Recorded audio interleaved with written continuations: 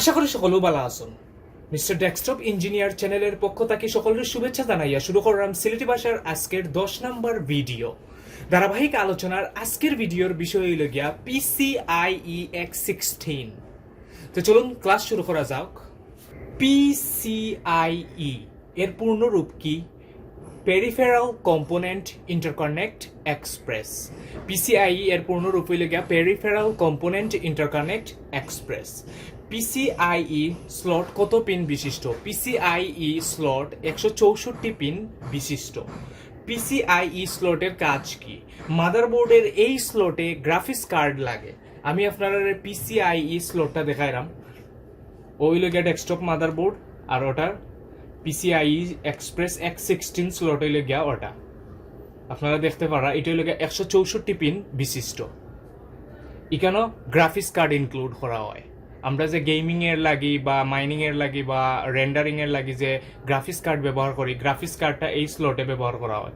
এখন একাধিক বালা বালা মাদারবোর্ডও যেটা ব্র্যান্ডের দামি দামি গেমিং মাদারবোর্ড আছে, এটা 3-4টা করে PCIe এক্সপ্রেস X16 স্লট থাকে। আপনারা একটা জিনিস দেখা PCIe এক্সপ্রেস X16 বুঝি লিবা, এটা লেগে ও নচটা দেখা, ও নচ যেখানে থাকবো ওটা দইরা নিবা যে এটা PCIe এক্সপ্রেস X16 স্লট। আশা করি বুঝতে পারছো। নেক্সট স্টেপও আগাই। তো PCIe এক্সপ্রেস X16 স্লট কত স্পিডে ডাটা ট্রান্সফার করে? ভার্সন এখানে থাকে 6টা, আমি 3টা লেখছি, আর 3টার ডাটাবেজ আপনারা গুগলও কষ্ট করি নোট কাউন্ট করে লিবা গুগল থাকি। তে ভার্সন 1.0, 2.0, 3.0 বর্তমানে চলেরও আমরা 3.0-র মতো লেটেস্ট বোর্ডও আছে 3.0। আর মডিউল হইল গিয়া X1, X2, X4, X8, X16। তে ভার্সন 1.0 মডিউল X1 এর স্পিড হইল গিয়া 0.250 GB per second, X2 0.500 GB per second, X4 1.000 GB per second, X8 2.000 GB per second, X16 4.000 GB per second. আপনারা খালি জাস্ট 1.0 ভার্সনটা মুখস্থ করে লিবা, এর বাদ বাকি এগুলো আপনারা আইডিয়া নিতে কি পারবা। যেমন 2.0 হইলে X1 মডিউল আছিল 0.250, 2.0 থেকে আইব 0.500। তে ওলাখান কনভার্ট সিস্টেমটা ইজিলি প্রসেস করাই দিতে পারবা যদি আপনারা একটা মুখস্থ করিলেন। আর এটা মুখস্থ করলে তো আপনারা বুঝরাও যে এটা কিতার উপরে আপনারা সক্ষম এরা বুঝতে কোন স্লটের উপরে কিতা হইব, গ্রাফিক্স কার্ডও বেশি থাকলে X16 কত ডাটা প্রসেস করতে পারবো, এগুলা তো আপনারা বুঝরা যে এগুলা বুঝলে কিতা হইব। তে আমরা এখন নেক্সট স্টেপও আগাই, আমরা পিন ট্রেসিং করবো। এর আগে একটা ডায়াগ্রাম, ব্লক ডায়াগ্রাম আঁকিলাই। তো PCIe এক্সপ্রেস X16 আমি এখানে ব্লক ডায়াগ্রাম আঁকলাম, আর এখানে আমরা পিন লেআউটটা দিলাম ব্লক ডায়াগ্রাম আকারে। তে আমরা একটু পরে ট্রেসিং করবো, দেখবো ইম্পিডেন্স কিলা থাকা লাগে। আর ওখন আপনারা কিচ্ছু বুঝতে নাই, এখানে ইম্পিডেন্স চেক করা পরে কিচ্ছু বুঝতে নাই হাই লো থাকলে কিতে হইব। এটা আমরা যে সময় স্কেমেটিক ডায়াগ্রাম ফলো করবো ওই সময় বুঝবা যে এটা মুখস্থ রাখাটা কতটুকু জরুরি আছে। কোন সিগন্যাল কোন সময় অ্যাক্টিভ হইতো, কোন সিগন্যাল কিলাখান অ্যাক্টিভ হইতো, কার মাধ্যমে অ্যাক্টিভ হইতো, সবটা আমরা স্কেমেটিকও ফলো করতাম পারবো। এখানে যদি আমরা মুখস্থ না রাখি তাইলে স্কেমেটিকও দেখলে আনইজি লাগবো, গেতুকাইয়া বার করাটা আনইজি লাগবো। ওটার লাগে আগে ভাগে যদি মুখস্থ করিলাই পিন লেআউটটা, তাইলে অফলাইন ট্রেসিংও আমরা ইজিলি বুঝতাম পারবো। আর অনলাইন মানে যে সময় ডায়াগ্রাম চেক করবো স্কেমেটিক, এই সময় তো আরো ইজি লাগবো। তো যাই হোক, আমরা মাল্টিমিটার ব্যবহার করবো আর মাদারবোর্ড দিয়ে ট্রেসিং করবো। এর আগে আমি পিন ডিটেলসটা একবার কইলাই। সব সময় হাতের বাম সাইডে থাকবো এ সাইড, ডান সাইডে থাকবো বি সাইড, হাতের লেফট সাইড এ, হাতের রাইট সাইড বি।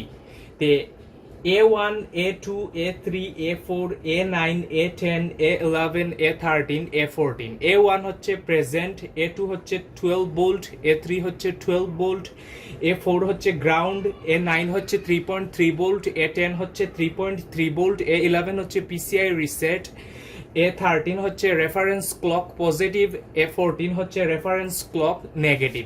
ওখানে বি সাইডে B1 B2, B5, B6, B8, B10, B17 দেখো কা পিন কিন্তু 164টা এখানে সবটি এখানে আমি আনছি না জায়গার অভাবের লাগে না দরকার নাই যেগুলো আমরা দরকার মানে ট্রেসিং করলে আমরা রেজাল্ট পাইলেমো যে নর্থ ব্রিজ ফল্ট না সাউথ ব্রিজ ফল্ট ওগুলো ওখানে আনছি তে B1 12 ভোল্ট B2 12 ভোল্ট এগুলো plus 12 volt B5 SM clock B6 SM data B8 3.3 volt VCC B10 3 volt dual B17 5 volt dual clock dual যেটা এটা বেশিরভাগ মাউস কিবোর্ড লাইনগুলো সংযুক্ত থাকে যাই হোক এটা যে সময় আমরা স্কেমেটিক ফলো করবো এই সময় পুরো প্রপার নলেজ লইমু ওখানে আমরা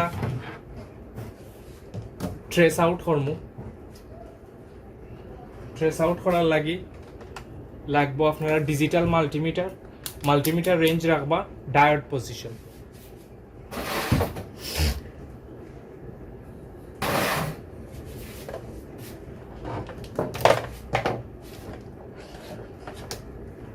ও হইল গিয়া এ সাইড ও হইল গিয়া বি সাইড এ সাইড বি সাইড বাম সাইড এ ডাইন সাইড বি তে আমরা এ সাইড প্রথমে ট্রেসিং করি ওখান থেকে পিন কাউন্টিং স্টার্ট হইব এই মাদারবোর্ড ওখানে পিন কাউন্টিং দেওয়া আছে অনেক মাদারবোর্ড আপনারা পিন কাউন্টিং ফাইতা নাই তে না ফাইলে ওখান এই সময় বুঝবা কিলা যে এ সাইড কোনটা বি সাইড কোনটা তার লাগে হাতের লেফট সাইড যেটা এটা এ সাইড হাতের রাইট সাইড যেটা এটা বি সাইড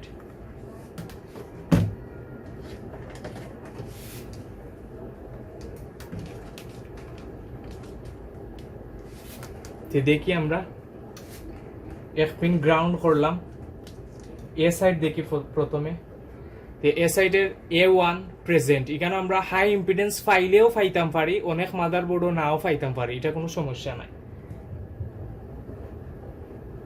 ও দেখো কা হাই ইম্পিডেন্স A1 প্রেজেন্টও high impedance A2 high impedance থাকবো 12 volt high impedance A3 high impedance থাকবো হাই ইম্পিডেন্স 12 ভোল্ট A4 হচ্ছে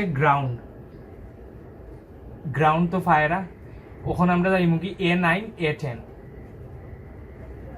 5 6 7 8 9 A9 হাই ইম্পিডেন্স থাকবো মানে 70 72 লেস দেন 20 ohms হয়ে গেলে পিন ফল্টি আছে ইনো কোনো একটা গড়বড় আছে A9 পাইলাম A10 3 ভোল্ট 3.3 ভোল্ট ওখানে আমরা যাইমু A11 PCI রিসেট এখানে হাই ইম্পিডেন্স থাকতে হইব PCI রিসেট A11 ও পাইলাম 12 13 A13 রেফারেন্স ক্লক পজিটিভ এখানে হাই ইম্পিডেন্স থাকবো A14 রেফারেন্স ক্লক নেগেটিভ এখানেও হাই ইম্পিডেন্স থাকবো তে আপনারা দেখরা হাই ইম্পিডেন্স দেখা যার এখন আমরা বি সাইড চেক করবো বি সাইড চেক করার লাগে মাদারবোর্ডে ঘুরাইলাই তে বি সাইডের B1 B2 12 volt high impedance থাকবো B1 high impedance B2 high impedance এখন আমরা B5 B6 SM clock SM data 3 4 5 B5 high impedance SM clock B6 SM data high impedance এখন আমরা যাইমু কি B8 3.3 volt VCC high impedance মানে 72 ohms এটা high impedance 3.3 volt এটা 72 ohms 70 ohms এর মতো থাকে তাই আমরা B8 পাইলাম এখন B10 3 volt dual B10 3 volt dual high impedance পাইলাম এখন আমরা যাইমু কি B17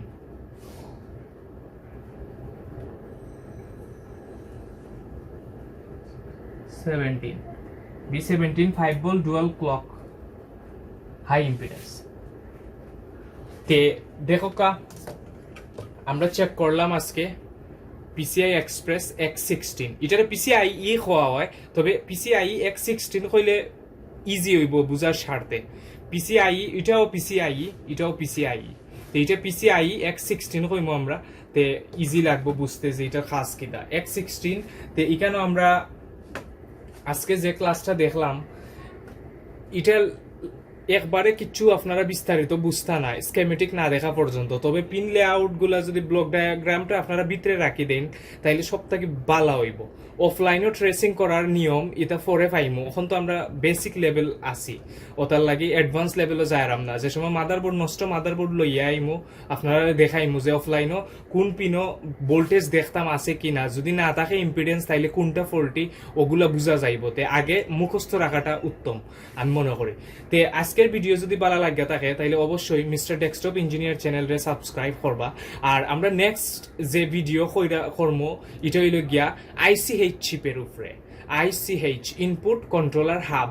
আমরা সিপিইউ শেষ, আমরা GMCH শেষ আজকে, আর ওখান আমরা নেক্সটে যাইমো ICH। আমি চার্ট আঁকমো, চার্ট আঁকা এরপরে স্টেপ বাই স্টেপ আমরা ক্লাস করে যাইমো।